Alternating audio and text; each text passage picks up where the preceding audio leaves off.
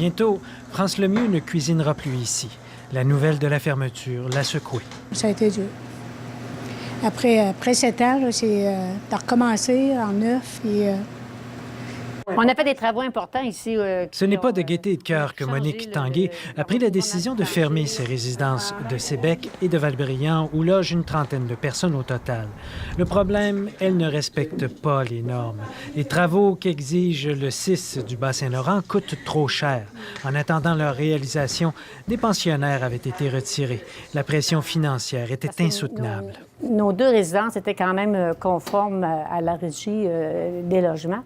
Et suite à ce qu'eux nous demandaient, bien, c'est ça. Quand ça nous a surpris, puis on est sous le choc. Le 6 ne demandait pas de fermer les résidences. Il accompagnait plutôt l'organisme dans ses démarches de mise aux normes et attendait les résultats. En fait, avec les plans inclinés, les planchers inclinés, etc., des environnements giratoires qui ne sont pas aux normes, ce que ça fait pour les personnes âgées, c'est qu'ils ne peuvent pas circuler adéquatement dans la résidence et ils deviennent un peu confinés à leur chambre. Je suis en colère. Le maire de Sébec, quant à lui, n'accepte pas cette décision qui a été prise sans lui en avoir parlé.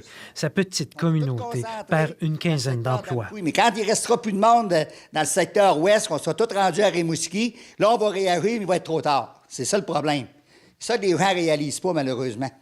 La résidence doit fermer d'ici la fin de l'année. France Lemieux est sombre face à l'avenir.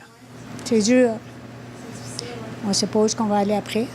Des ressources d'aide psychologique ont été mises en place pour aider les gens touchés par cette décision difficile. De son côté, l'organisme va concentrer ses efforts sur l'aide à domicile. Ici Jean-François Deschênes, Radio-Canada, Sébec.